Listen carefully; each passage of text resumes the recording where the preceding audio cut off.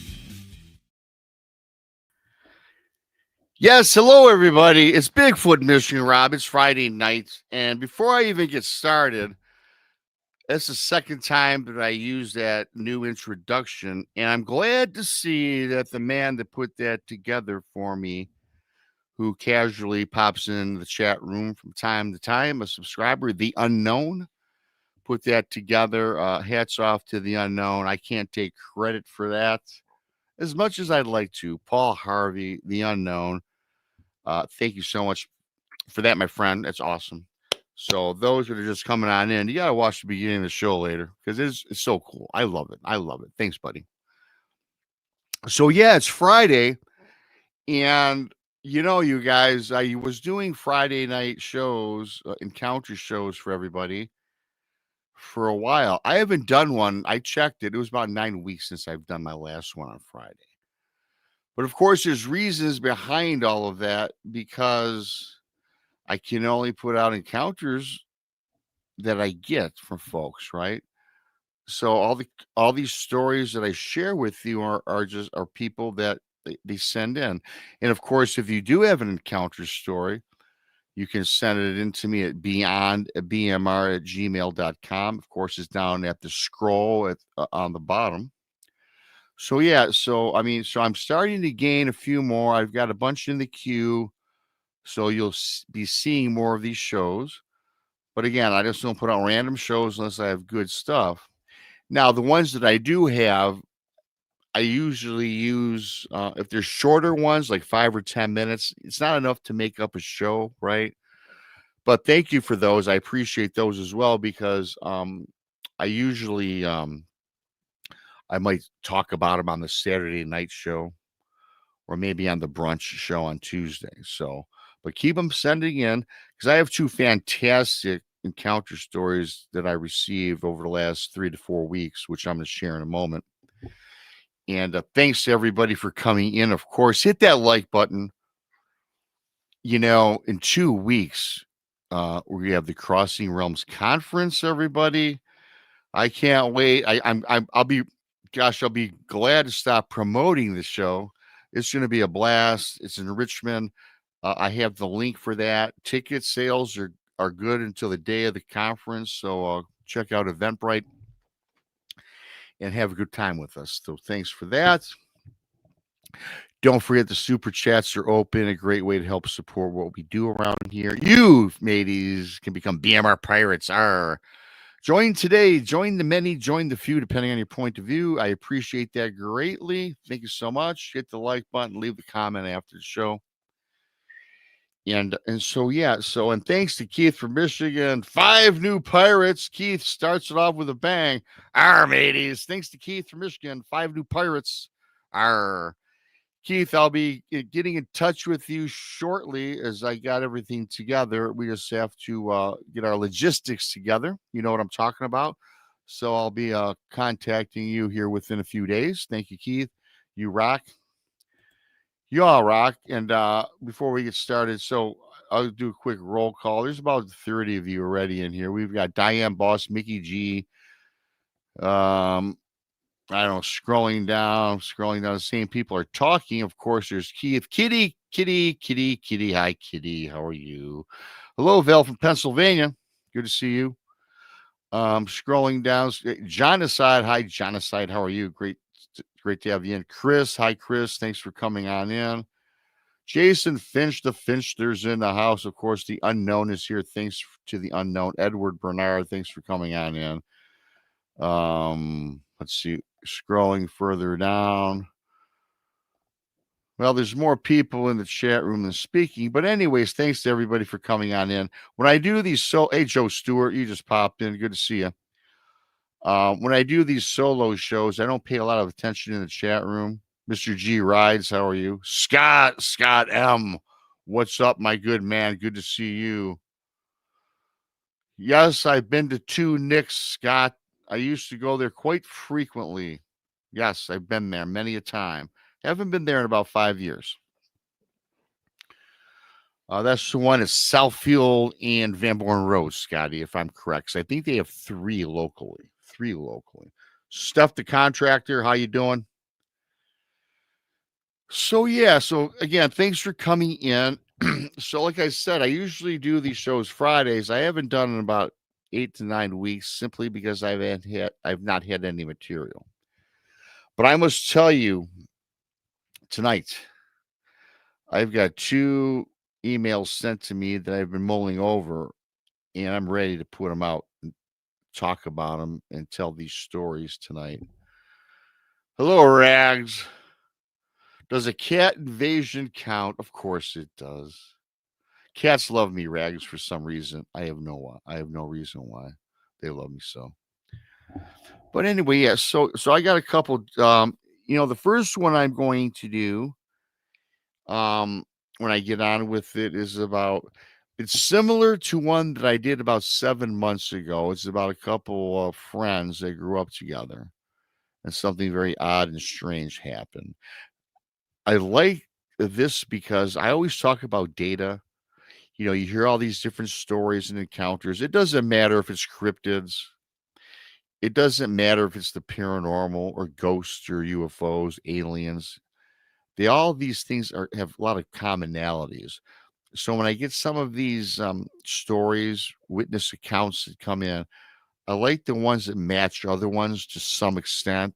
Now, these are totally different, but they have some common elements. Hi, Ben T. Michelle Wilfong, how are you? Audacious Amber, how are you? So that's what we're going to do, and I'm glad to be back and doing this. A brief note before I get on programming wise. I always do the Saturday night show at 11 o'clock with Krista, Brandy, and Monica. Tomorrow, we're not going to be doing a show because I have my fantasy football draft. Yes. I'll be back the following Saturday on that show. Then the Saturday after that, there again will not be a Saturday night show because we will be at the Crossing Realms Conference, which I can't wait to get down to and attend that event. I can't wait to meet a lot of you folks that are all going to be there. It's going to be a hoot. It's going to be a riot, and I'm really looking forward to it. So I'm looking forward to getting on with this show. Hello to everybody. If I don't say hello, I'm not ignoring you. I'm just not always watching the chats. So that's where we stand. Hope you're having a great weekend, and what a great weekend to start off. So I'm going to go on with this first story, encounter story. And it starts out in the email. A lot of these stories that I get, I do try to memorize them the best I can, but I do have cliff notes, especially when there's quotes, because I do write those down to make sure that I get it correctly for the person that sent it to me, to at least give them that respect, if you will. But anyway, hi, Rob. My name is Scott. He says, when I grew up, he said his family, his childhood friend's name was Ricky. And this Ricky had a knack of communicating with the animals of the forest. Now, right off the bat, I remember a story that I did similar to this 7 months ago, but it's not the same story. Trust me. You'll find out in a minute. Ricky lived next to Scott in eastern Ohio. At this time, you guys, these boys were about 10 years old. And all the small animals of the forest, the squirrels, chipmunks, raccoons, etc., would come up to Scott's friend Ricky freely with no fear or any apprehension. Scott went on to tell me that his friend Ricky said that these creatures somehow communicated with him. And they're 10 years old, you guys, and I'm guessing it was maybe mind speak or telepathy. That was omitted. I don't know, but he would communicate with the animals of the forest. These animals went a little bit deeper, though, and they went on to tell Ricky that evil marked him. And they told Ricky to do his best to stay out of the forest. So this Scott says, Rob, I really didn't believe this kid at first. Then moving on into their teenage years, Ricky went on to tell this Scott, who sent me the story, that he started to have nightmares of turning into some sort of monster. And to be exact, he thought it was more like a werewolf than anything else. Now, surely you guys, as young kids, they have vivid imaginations. But this Scott started to distance himself from Ricky, as Ricky seemed to get stranger and odder as the years went by. And then it got to the point where Ricky no longer spoke, or excuse me, Scott no longer spoke with his friend Ricky, who is the speaker of with the animals, Ricky. Okay. Scott goes on to tell me at the age of 20, Ricky simply disappeared. Hey, Bigfoot Dwarf. Hi, Gary Spikes. Hello to everybody if I missed you. Sissy Lawson, good to see you. Okay, moving on. So at the age of 20, this Ricky disappears. Ricky was never found again. Ricky's parents, in despair, moved from eastern Ohio to get away from all the questions about their now missing child. I guess this was local news, which I didn't have time to look up. Moving forward, a decade later, Ricky finds his friend Scott. Okay. A decade later, Ricky runs into this Scott, and he tells him of how he has changed into some sort of shapeshifter over the years, or some sort of werewolf, like he communicated to him when they were kids. Now he goes on, and this is this Ricky's story. Excuse me. So Scott says, Rob, it was a cold autumn evening when he saw Scott. The winter was ready to roll on in, and Scott was closing up a small hardware store that he managed in town.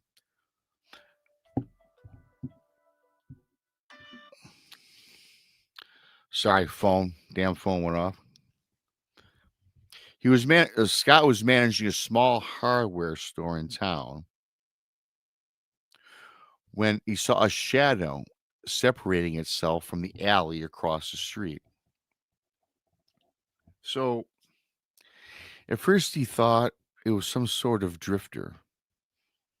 This person was kind of hunched over, and he was moving like he carried more. It seemed like he was carrying a weight on his shoulders. He couldn't quite make it from the shadows.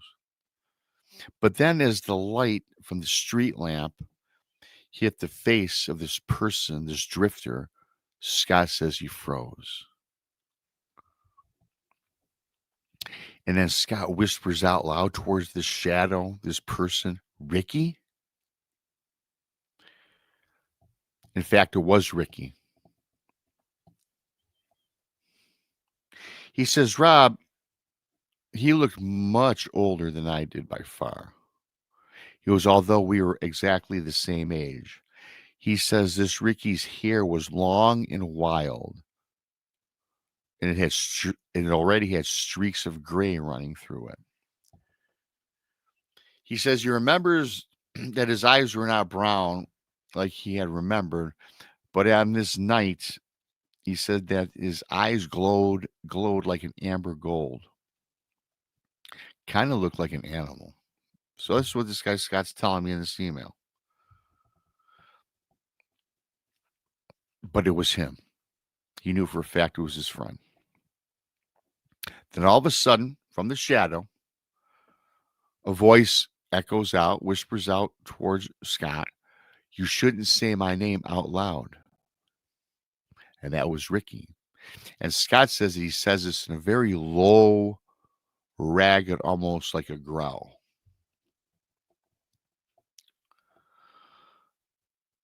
So Scott kind of like swallowed his breath. He says his heart is pumping. And he yells out, where the hell have you been all these years? What happened to you? Then his friend Ricky cuts him off.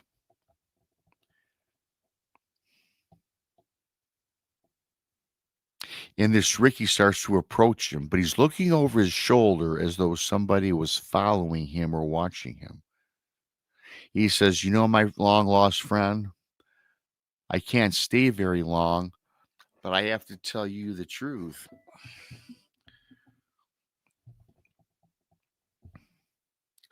So Scott goes on to say, Rob, so we got into my truck. We sat in my truck. I talked to Ricky. I see him physically. We enter his truck, okay? He says, my truck was parked on the edge of town.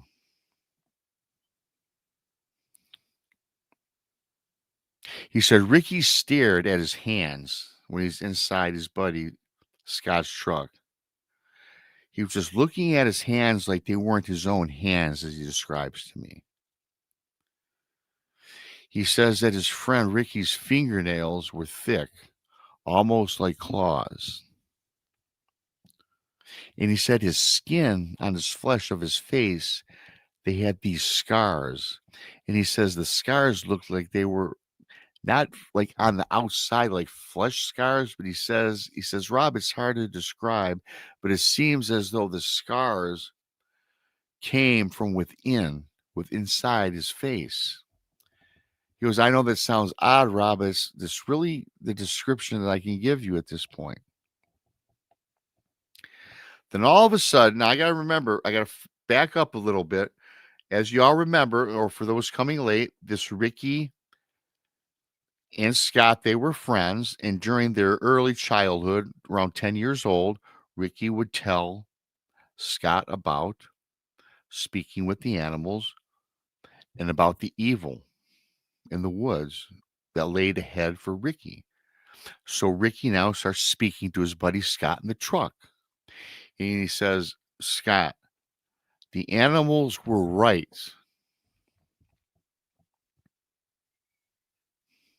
When we were kids, I just thought it was weird, he says.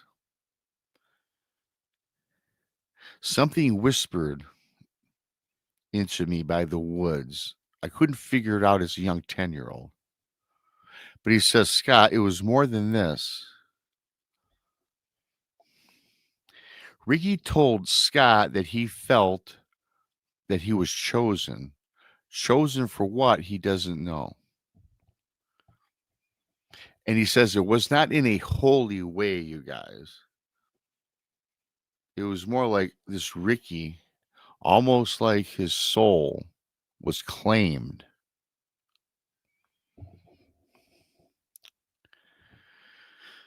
So he goes on to explain further to his friend Scott. He says that after he turned 18, he had dreams that became unbearable. He's told his buddy that he would wake up to find his sheets shredded, dirt under his nails, the taste of blood in his mouth. One night, as he goes on, he says that he woke up far from home, miles into the woods, crouched naked and trembling. Beside him, the half-eaten carcass of a deer. Okay. Thank you, Mark Z. Hammer. Mark Z. Hammer, thank you so much, my friend. Appreciate you. So then this Ricky says, that's when I knew, he says, and his voice is trembling, I guess. He goes, I knew at that point that I was not dreaming any longer.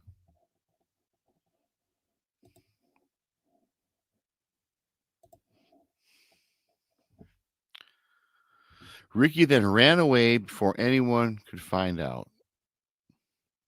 And again, reiterating back, if you remember at the beginning of the story, this Ricky at the age of 20 disappeared and his parents moved on. He was a missing person, I guess, right? So he goes on to tell Scott for many years he drifted through the Appalachians, deep into the forests, hiding from people, hiding from himself. But he wasn't alone. There were others. Okay. Steve Wolf, good to see you, brother. Haven't seen you in a while. Thanks for coming on in. Hi, Pops. Good to see you. Hello to everybody. Sorry I can't read all the chat. Love you guys. Thank you. And then he says to his buddy, Scott, he says, a pack, he whispers to him. A pack. Like me, shapeshifters. He goes on to say that some were born and some had been turned. He says they found me. They taught me how to live with it, how to control it. But mostly, there's always a cost. So this guy goes on, says, what do you mean they taught you how to live with it, live with what, how to control it, control what? So as you guys can imagine, long lost friend disappears, always thought he was odd, told his buddy he spoke with the animals, warned him of evil of the woods, that he was marked or something, right? Now he's telling him this. And of course, he's looking ragged. He looks like a half beast creature already, right? Long nails. Just looks like he's 100 years old, right? So Scott went on and asked his buddy, what he meant by all this. And all his friend Ricky said, he says, I came back. I just came back because it's starting again. Scott's still confused, though. His buddy goes on, Ricky, and says, the hunger. He said, the forest near here, it's waking. It's awake. It's alive. But he says he can't stop his dreams, these nightmares.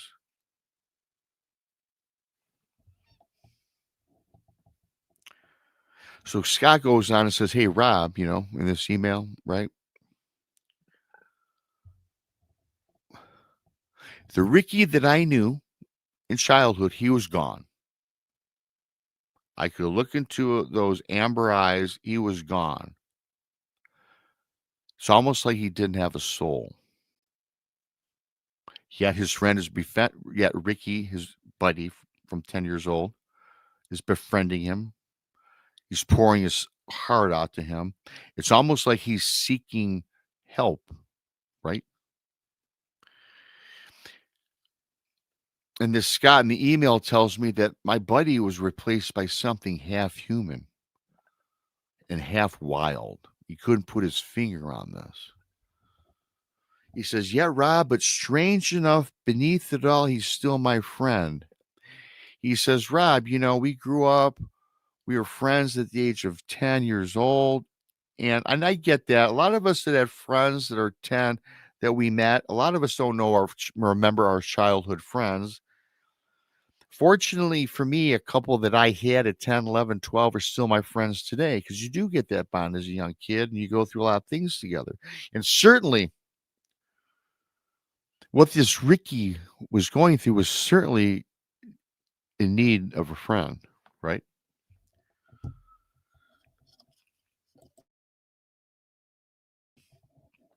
So,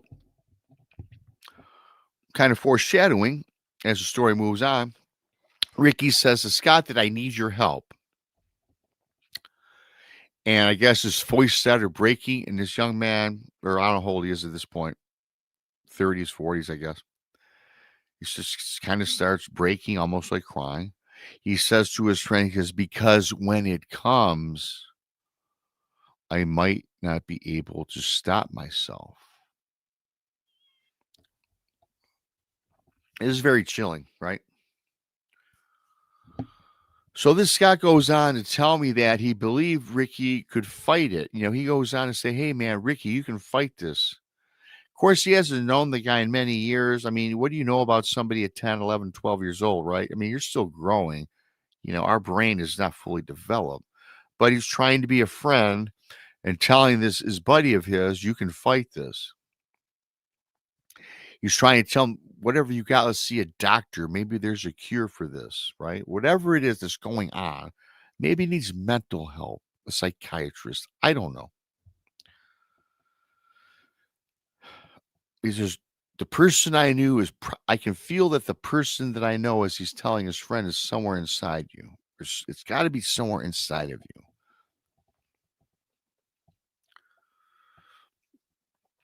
But he says, Rob, the further I tried to talk to him and look at him, I just simply knew that he was gone.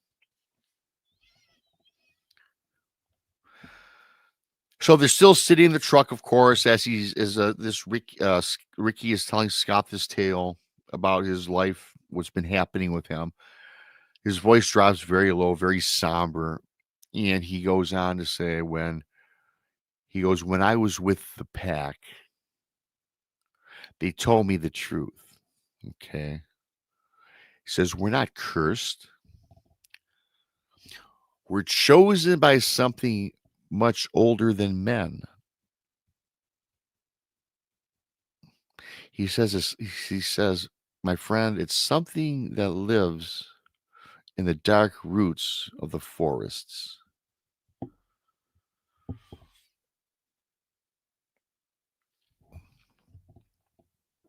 He says they call it the hollow hunger. Hey, Moon at Noon. Ricky now tells him all of this. He knows his friend probably doesn't understand him, nor does he probably believe him, to be honest, outside of his dreadful physical appearance. But Ricky gripped the dashboard, and Scott told me that his nails scraped deep into the vinyl of the console and kind of ripped at it. And then his friend looked at him, and his eyes had embers of flames. That's what it reminded him of. Not physically fire, you guys, but they were bright, they were red, they were glowing, they were ablaze. So he goes on to tell his friend, hey man, it just doesn't live in me. It wants out, and it's growing stronger.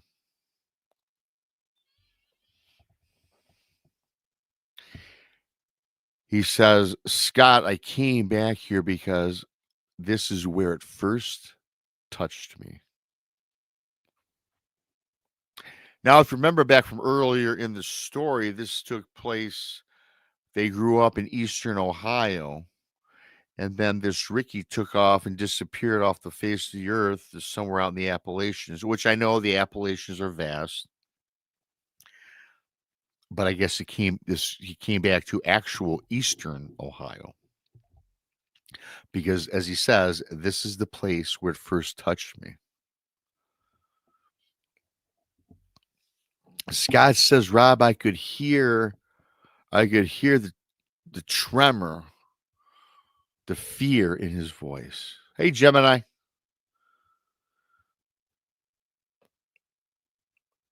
Charles, how's it going, buddy? John Temperine. Andres, how are you? So a few weeks went by, and Scott says that he tried to pretend things were normal, right? I mean, come on. Okay, so they have the conversation in the truck. All this creepy, weird stuff, right? The appearance of his friend. They have the conversation. Ricky leaves the truck, and a few weeks happen to go by.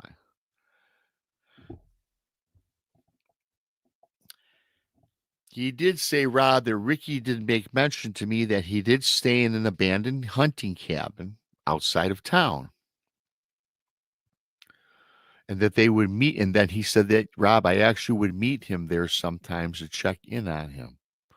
Because this is you guys, this is really a cool friend, right? I don't know what I would do if I had a friend like this. And I'm a pretty cool guy. You know, I love my friends. But man, of course, I don't think he's thinking anything nefarious or evil. I don't think he's thinking monsters and werewolves. I think he's thinking a friend with probably a mental illness of some sort, right? So we would meet his friend at his cabin out of town, outside of town. But now it got worse. Every time that this Scott meant to meet his friend Ricky, he noticed that he didn't appear to be eating. He noticed that his face was growing gaunter. He seemed to be getting thinner by the day. He said the odd thing, though, despite the fact that his face was dwindling away, his muscles seemed to swell and get bigger. Rob, I know it does not make sense, but even though he looked gaunt and sickly, his physique was incredible.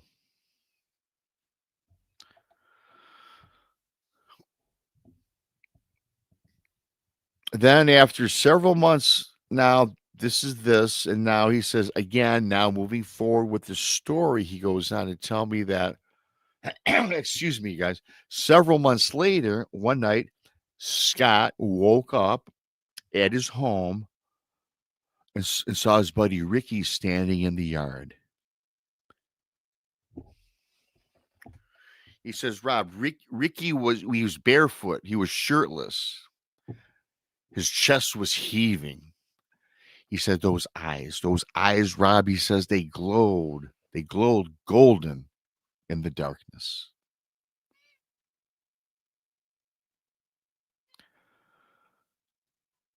Rob, Ricky didn't speak. He said he only watched his house until Scott stepped out onto the porch. Scott yells out at his friend, "Why are you here?" So apparently, though, despite the fact that Scott was meeting his buddy Ricky at this cabin in the woods out of town, he wanted no part of his friend, right, coming to his house. So now his friend makes an appearance. So Scott, he's kind of pissed off. He says, when he yells out, "What are you doing here?" He says his buddy Ricky tilted his head like he was listening to something that Scott couldn't hear. "It's too late," Ricky murmured out at his buddy Scotty. He says, "I cannot fight it anymore. I cannot hold it back." So, with that being said, Ricky all of a sudden blurts out to his buddy Scott, who's on his porch of his home. He yells out to his friend, "Run, run." Moon at Noon, a BMR pirate for 1 month. Thank you, Moon. Thanks to everybody for coming in, by the way. I'm not really reading chat. Love you all. Thanks for coming in. Hit that like button. Super chat's open. Pirates are open. You guys rock and roll. You guys rock. Love y'all. So this Ricky tells his buddy, who's on his own porch at his own house, not to go in his house. He tells him to run. Scott says, "Rob, I didn't run." He says, "I couldn't run." He says his buddy Ricky was standing up against a tree and he heard his bones start to crack from inside him. He said his body twisted into something halfway between man and beast. He screamed and he roared. That's what Scott's telling me, right? In this story, right? He says, "Rob, the sound that my friend Scott made shook my soul. It was not of this world, and it wasn't holy."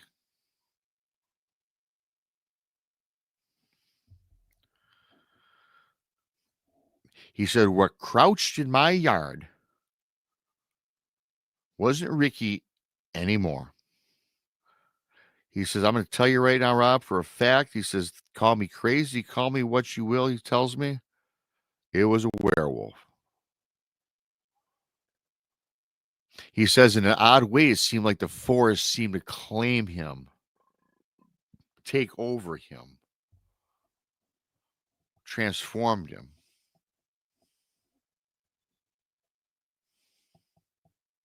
Those amber eyes that glowed in and looked in at his house were no longer amber. They were fiery red.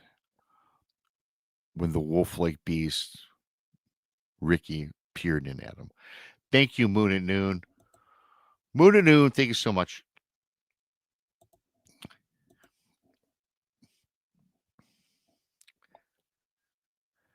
Then, now Scott is calling his friend a beast, right, in this email.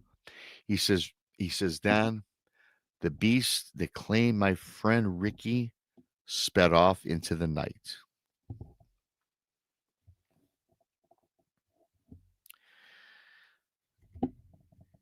Scott goes on to tell me at the end of this email, somewhere in there, he says, "Rob, in conclusion of all of this," he says, "I did not see Ricky again."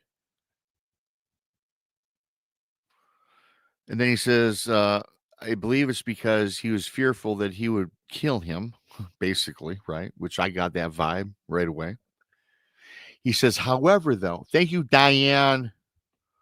You're awesome. Thanks, Diane, for the $2 super chat. You rock, Diane.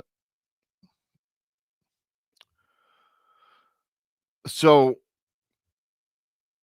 he did not, again, going back. Thank you, Gary Spikes, for the $10 super sticker. You rock, Gary. Thank you. So he goes, anyways, he says he didn't see this kid. His buddy gone, sped off into the woods. He did not see him again until 2 months later. A body of a naked man was found in the nearby woods. It was Ricky. There was a bullet hole in his forehead. The strange thing about this, everybody, there was no shell casing found anywhere after investigations. And the bullet went straight through his head. Months later, after an autopsy, it was confirmed to be the boy that disappeared decades earlier in eastern Ohio. Man, how about that one, eh? I don't know. I'd like to know about this bullet. Was it a silver bullet, perhaps? I got to tell you what, my hats go off to this Scott for trying to help out this Ricky, who definitely was odd, definitely was not a human any longer, visiting him, trying to help him. Obviously, you guys, there's probably much more to this story than I got in a 2-page email, which I think that's about what it was. Hats off to Scott and his friend, and I believe that story. I believe it because I've gotten a similar story from a person about 8 months ago, and I've heard similar stories on other shows. And to me, it's about collecting this data and this information. And whatever you guys think is cool, just leave a comment after the show. Let me know what you think on that. Really briefly, before I move on to the second one, which is even more bizarre. Thank you to Keith for gifting 5 pirates today. Mark Z Hammer for your super chat. Moon at Noon for the super chat. Moon at Noon for being a member, a pirate member for a month. I am Boss. And of course, Gary Spikes. Hey, Pops. Thank you so much. Always appreciated, not expected, you guys. I'm going to go on with this second story, but it's kind of a, hey, Duke, how you doing, buddy? I'm going to go on with this second story, but it's kind of lengthy. It's kind of long, but it's very cool. It's about Dogman invasion on a property, which almost turns into a war for this family. But with that being said, I have to step away for about a minute, and I'll be right back. BMR.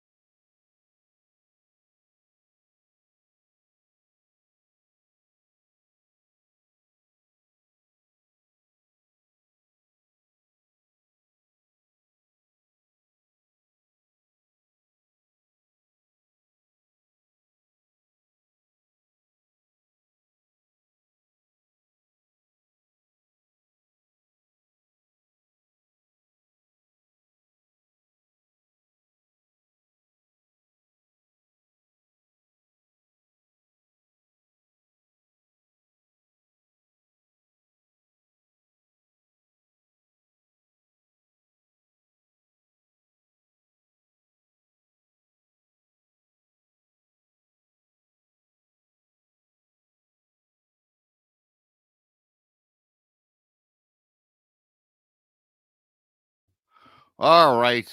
I'm back. What? Oh, hang on 1 second. Okay, hang on.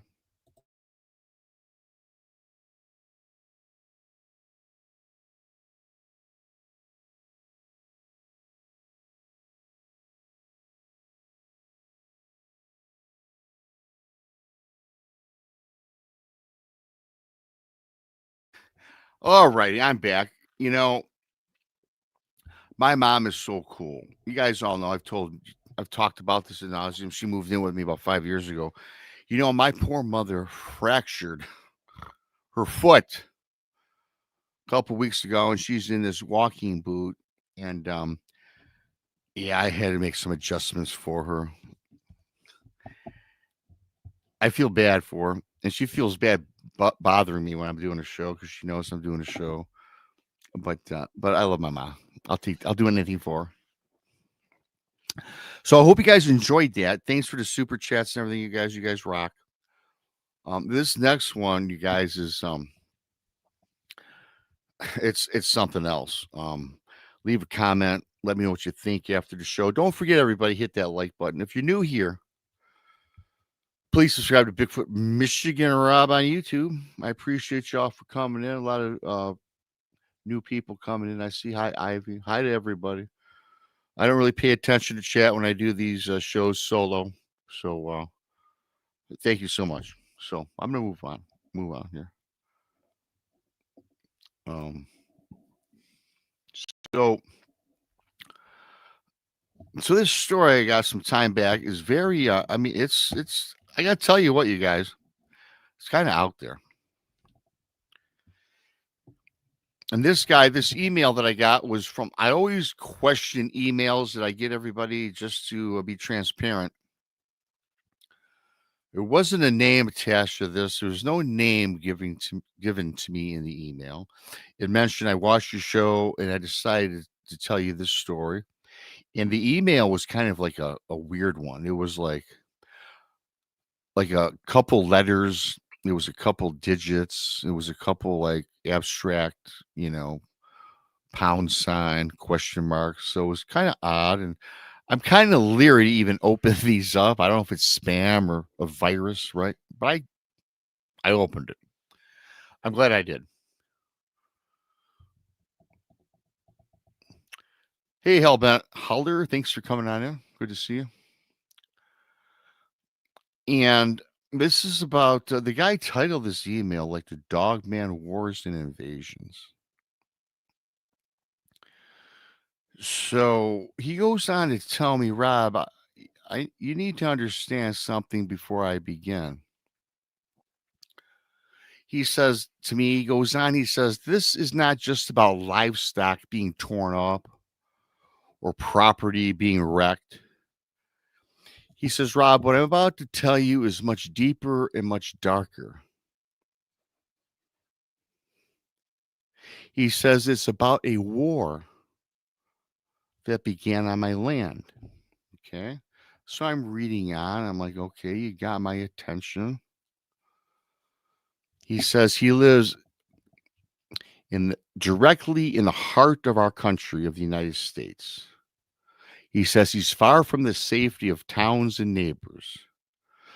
Rob, please excuse me for not divulging my name, where in America or the United States that this is. I'm just leaving it at that. Do with this story what you will. I'm further intrigued. I move on. I continue to read.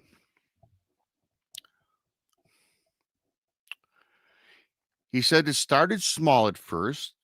He says a goat turns up missing one morning.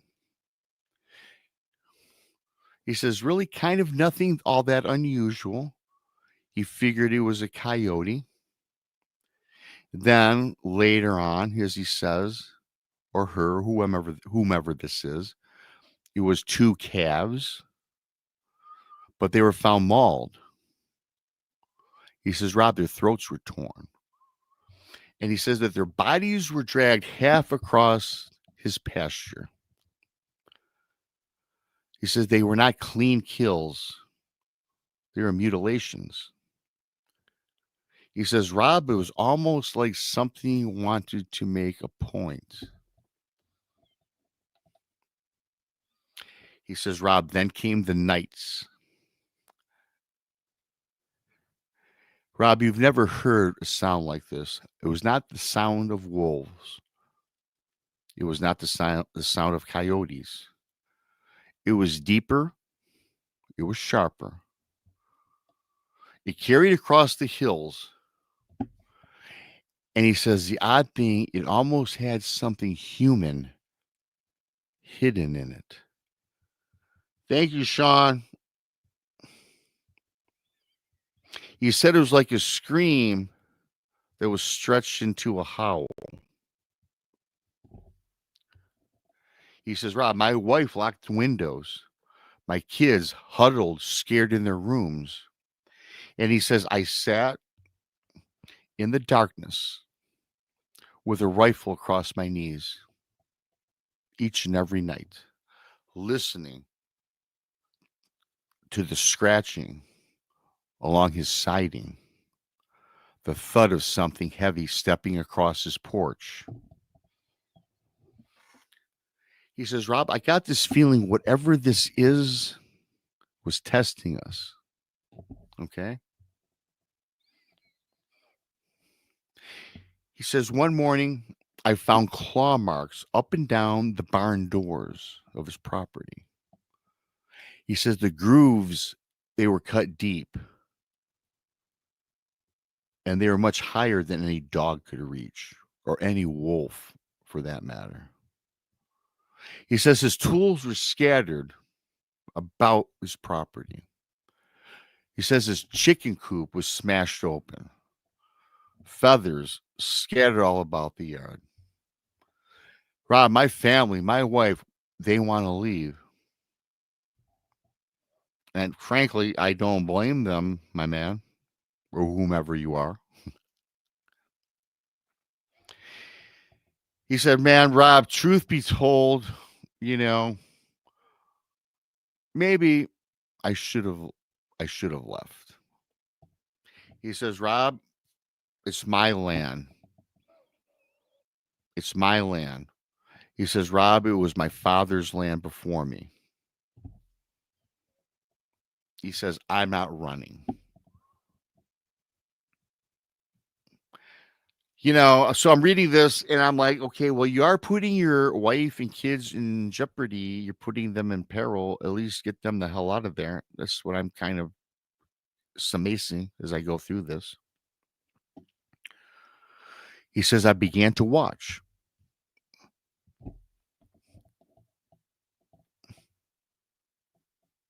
Further on in this story, he goes on to explain to me that they came in packs. He said, sometimes you would see them just like a shape at the tree line. They had like long arms, long legs, bent backwards like a dog's, very big, broad heads, ears pointed, stood very high. Their eyes glistened in the moonlight.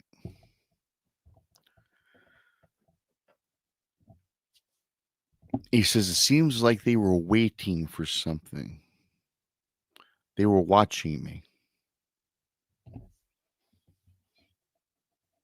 He says, Rob, it seems like they were waiting for me to make the mistake of stepping out too far from my porch or from my home, away from the light.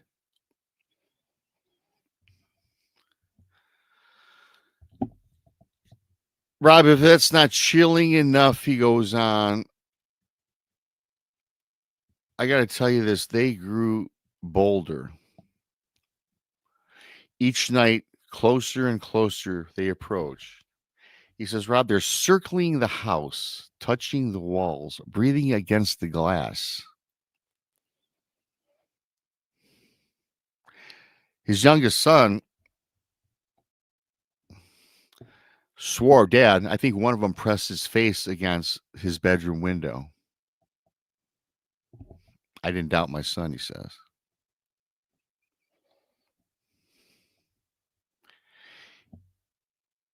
Then this guy, he says, I realize this is not random. This has been going on now, and it's getting worse.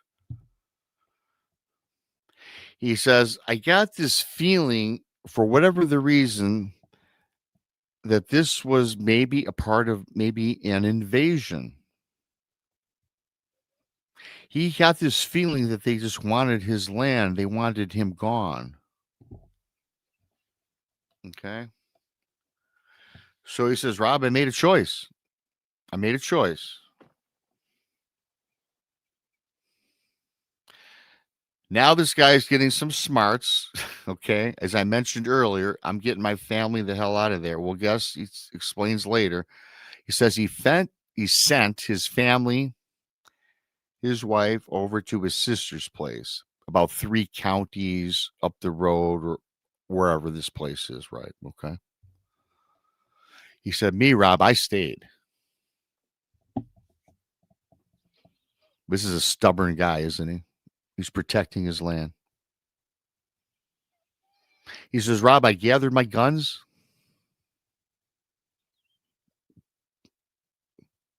Gathered all my traps that I had about the house. I grabbed kerosene. He says, I mapped the woods. He says, for me, this was not about survival. This was me turning the tables and being the hunter. Not about being a victim of being prey, right?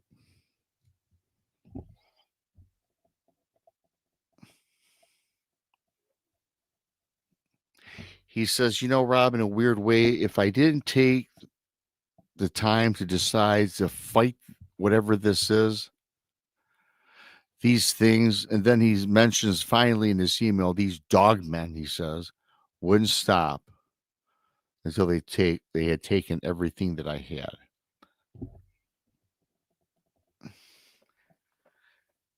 He says, Rob, I'm swearing to you right now, I'm telling you the truth, this, that, and the other. Again, he reiterates in this email, do what you want with the story. He says, but I'm going to tell you what, I was going to drive them back.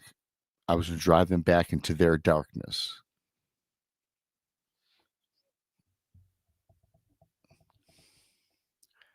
He says, Rob, I would die here before I gave up my property. He said, Rob, I was intent on making every single one of whatever these creatures are, as he mentioned, dogmen, now he mentioned, I will make them bleed. Yeah, Gemini Moon. Yeah, I guess I can't really read the chat, you guys, but yeah, a badass. I mean, I can read the chat, but I'm trying to concentrate on the story. Love all of you guys for coming in. Thank you so much. Do me a favor, hit the thumbs up, subscribe if you're new. BMR. So yeah, this guy's a warrior. He's ready.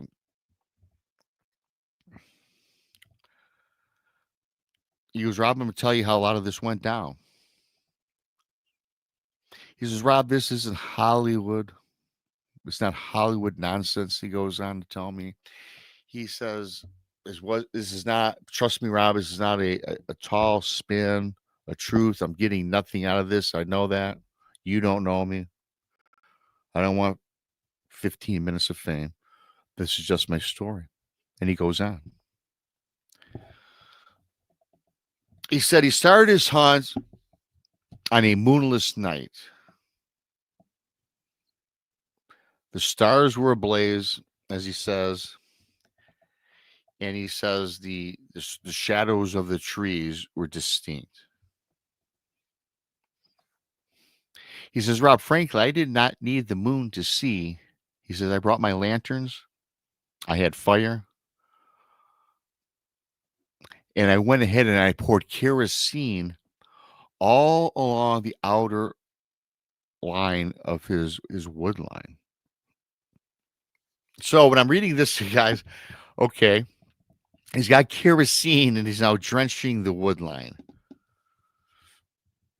Again, not really knowing where this is. That's, I think, not a good idea, especially with all the forest fires, we've been having in not only our country, but Canada and other parts of the world. But it is what it is. That's what he's telling me. He said he had a ring of steel. A ring of steel, let me remember, steel line traps, okay, set where he kind of was figuring out where these creatures like to prowl. So he set all these traps. I guess maybe bear traps, if you will. I don't know.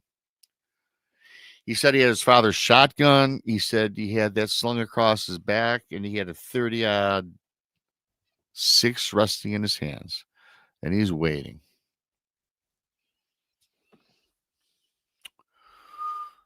He goes, the first few hours on my hunt, it was quiet. He says, Rob, I got to tell you, though, it was a bit too quiet, He says, the crickets, they gone silent. It's almost like he said the woods just like held its breath, not a sound to be heard. And as I made mention at the very beginning of this particular story, he went on to tell me he lives in the center of the United States, and he says there's nobody around. Nobody. Not for miles and miles and miles. He says, Rob, when it got so silent in the woods, it felt unnatural. He says, Rob, then came the sound. Not a howl, he says to me. He says, this time in a low, rumbling growl that seemed to come from everywhere and all at once. From the left, from the right, from the north, from the south. He says, Rob, I was really scared now at this point. Okay, yeah, well. He says they were circling me, waiting for me to make my first move. He says, I raised my rifle, scanned the tree line, and sure enough, he says, 2 red eyes blinked back at him from the darkness of the tree line. Then another pair. He says at one point he recalls 5 pairs or 5 sets of glowing red eyes, gleaming, staring back in at him.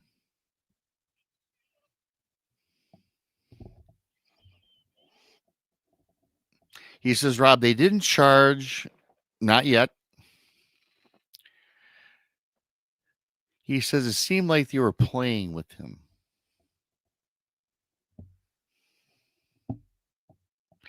He said, I just sat there staring back at the red eyes. He says, Rob, I'm a patient man, he says.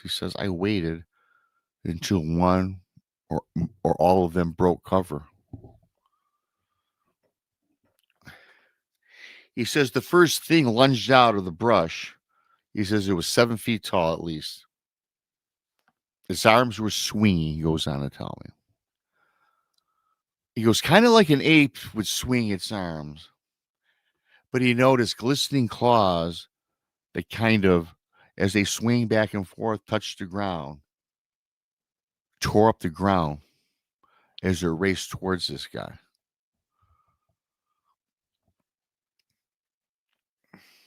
He says it got closer. He said he was stood frozen. He couldn't pull a trigger on his rifle. And as this thing is getting closer, he notices this big, long snout. He said it appeared like there was blood dripping from it. He goes, Rob, I say that. I don't know what it was, but it was crimson all around his mouth and on this snout. He goes, I snapped out of my paralysis or whatever it was, the trance I was in. He says, I didn't think. Now I was able to pull the trigger on my gun. I fired.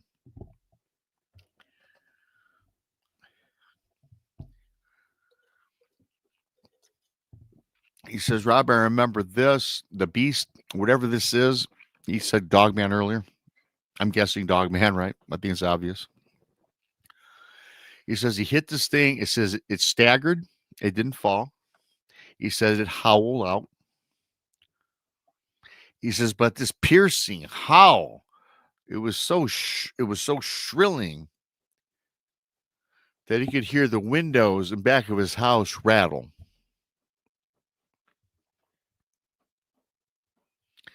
He says, and then the creepiest, the most terrifying thing is this pack of these creatures all started screaming together in unison. I don't know, Rob. It seemed like hundreds, not to exaggerate.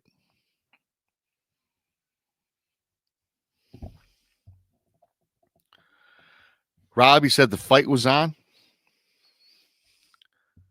He says they were running at him in bursts, darting in and out. Could see the claws. It was a whirlwind.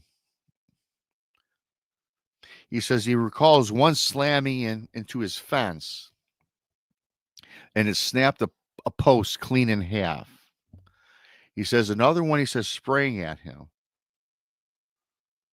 He says, and by sheer luck, when he came down, as this man is now moving about his fence line, it fell into one of his traps that he had laid on the ground along the fence line. He said the jaws of the trap sprang closed and caught this creature, whatever it was. He says it was roaring around, it was twisting, it was snapping the chain, and it got free and disappeared back into the woods. He goes, I just started randomly firing. He says, I think I hit a couple. Didn't kill anything with my weapon, with my rifle. He says they did not retreat, though. They just continued to circle and hover around this guy and just intimidate this guy. He goes, oddly enough, Rob, about this entire encounter that I've had, you'd think with the I don't think there was hundreds. I think this guy is exaggerating some of this. I'm just being honest. I don't know. I wasn't there, obviously. But as I'm reading this, you guys, I'm thinking they should have just killed this guy. This guy should have been waxed, right? I mean, literally, let's say there's 2, 3, 5. According to this guy, there was hundreds, right? Should have been a goner, should have been dead. So, when I'm reading this, man, this guy really, is he going all Hollywood on me? But I continue on. But I remembered something though, and I've been doing this show for 3 years. I've gotten many experiences from folks. I listen to other podcasts, right? The thing about Dogman is outside of the LBL, I think that they get their rocks off out of terrifying you to death, right? Making you know that you are goner at any time. I believe that. I believe they want to fear you. They want to scare you more than anything else, with certain exceptions, of course. Because frankly, in my heart of heart, this guy should not be telling this story. He should be dead. That's just me. So he says, Rob, I back towards my barn. And he goes, I have one last card that he wants to play. He says, inside of this barn, he had set a bunch of lanterns atop bales of hay. And then what he did, like he took, if I remember correctly, I told you guys that he took kerosene and laid it along the wood line. He also took the kerosene and soaked his entire barn, he says, in the hay with kerosene, with the lanterns inside of this his barn, okay? And he says, sure enough, as he hoped and as he expected, they followed him. And he says he could hear a couple, and this guy's inside this barn now. He can hear one on the roof. He can hear the scraping on the shingles and all this stuff, right? You could hear them slamming into the outside of the barn door. He said when he's inside of his barn, he's seen a bunch of these creatures, dogmen, if you will, running past the open barn. He could see them running on 2 legs. He says they were just, you could see the shadows from the lantern lights lit inside the barn. He says, man, Rob, I think they were half like man. I mean, he goes, it's hard to explain. They're like half man, half wolf, but they were just there all over the place. He goes, Rob, I got to the point where there was so many. I'm inside this fire trap now. I said a prayer to God. I told him take care of my family, my wife, my kids, because I'm going down. I'm going down. And as I said earlier, he should have been gone long ago. So anyway, then he thought about his family. He says, yeah, this is going to end tonight, Rob, one way or another. I'm just done. And I guess I can understand that, you guys, because I guess with what this man has gone through, not just on this night, of course, which is the culmination of the story, just what's been happening on this property, I can see where you're to the point where you might be, I don't give a F about it. I just want it to end, right? I mean, I can see some people thinking that way. Don't know that I would, but I can see that. A lot of people are like that, you guys. So he says, Rob, I went on, I lit a rag in the mouth.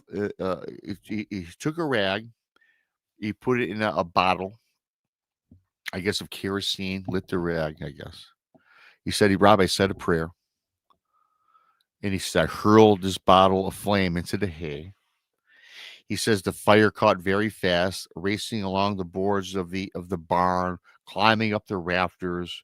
And he says the barn roared in flames immediately.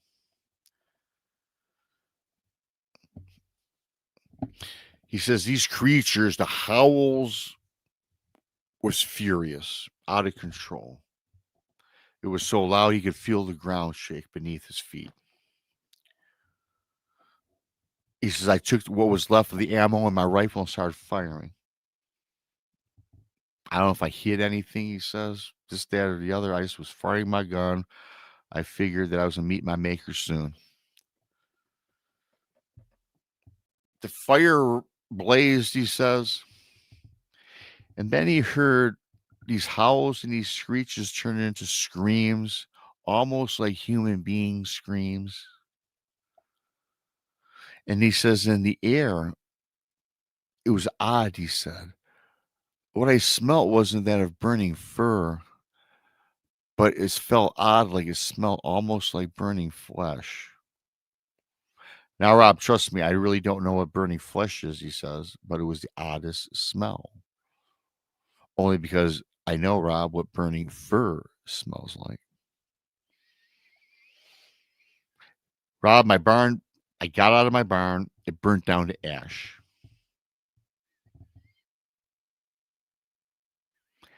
He goes, I don't know what happened, but I woke up the next morning. The sun rose, and I'm laying just outside of my now ash-laden barn. And he says, when I woke up, I had this eerie sense that it was done.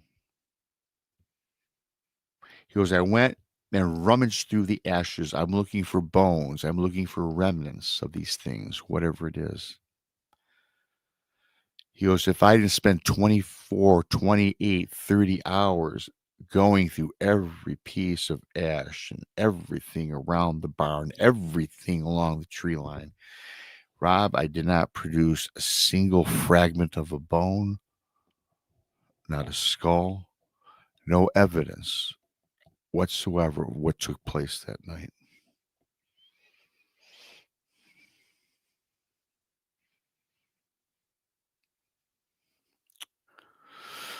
I don't know what to make of that. Didn't find anything. I mean, I don't know. So months go by. His family comes back. He hasn't had any problems. He still walks his tree line. He looks for tracks. He finds nothing. He doesn't hear howls. He doesn't hear screeches. He doesn't hear roars. And he feels at ease. And he feels that whatever he did He goes, I think the fact that they knew I was a fighter, they just decided to leave. He goes, I don't know. He goes, I don't know what to make of that. He goes, that's my story.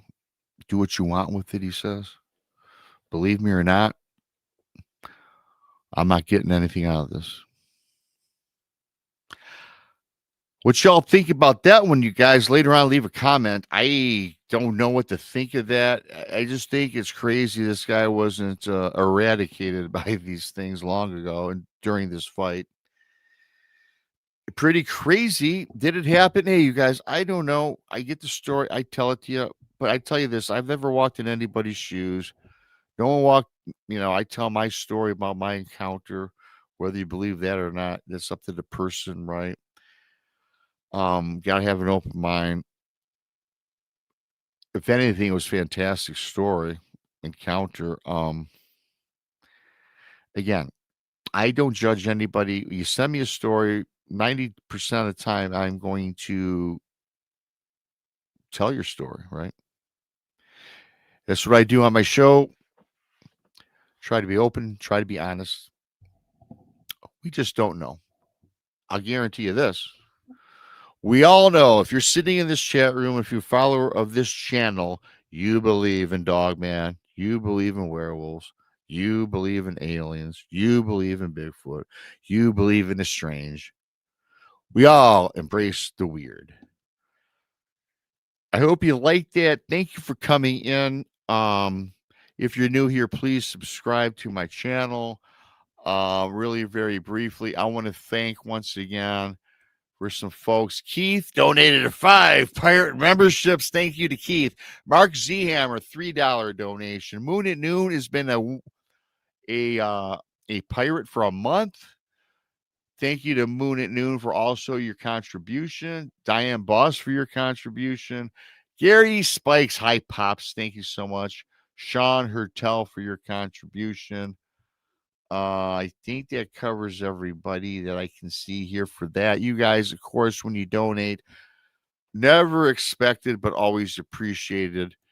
All I do is throw the money back on the StreamYard or whatever I use, get different equipment, to make these shows better and bring the best quality that I can. That's kind of what we all do, isn't it? Right. I love you guys. Thank you so much. Don't forget, you guys, in 2 weeks, that conference, the Eventbrite link is posted at the top of this, is pinned. My book's on Amazon, Bigfoot Michigan Rob. Type that in your Amazon browser. I got 2 out there. Most of you know that by now. Leave a review for those who bought it. Please do me a favor and hit that like button. Hit that like button. Thanks to everybody for coming on in. You guys have a great weekend. I believe the Blondes and Boos are off. However, I think that for those of you that want to hear a little bit about paranormal sports, I think Randy and Paranormal Paul are talking sports at top of the hour. With that being said, I'm going to my brother's house to watch football. That's what I'm doing this weekend because I have my fantasy football draft a week late. It's a week late, you guys, because 2 people got married. We always do it on Labor Day weekend. So now, we're seeing kind of the players when it's kind of not right, but we're doing it anyway. It's my 32nd year with these guys. Yeah, we've been doing it a long time. So with that being said, for those of you, I bid you adieu, and I will talk to you guys on Tuesday with me and Krista. Good night. BMR.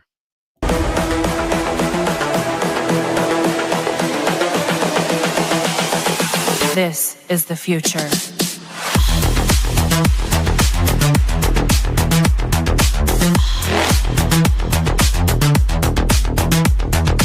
Evolution. The Crossing Realms Conference launches September 19th and 20th and will dock in Richmond, Missouri. This is already being called the event of the year, folks. With an unprecedented list of speakers and special guests, 2 days of cryptids, UFOs, and paranormal presentations, along with a celebrity-filled ghost hunt, meet and greet, gallery reading, vendors, and a film screening. This promises to be both educational and fun. Go to Eventbrite.com to secure your tickets and vendor slots before they are all abducted. They're going fast.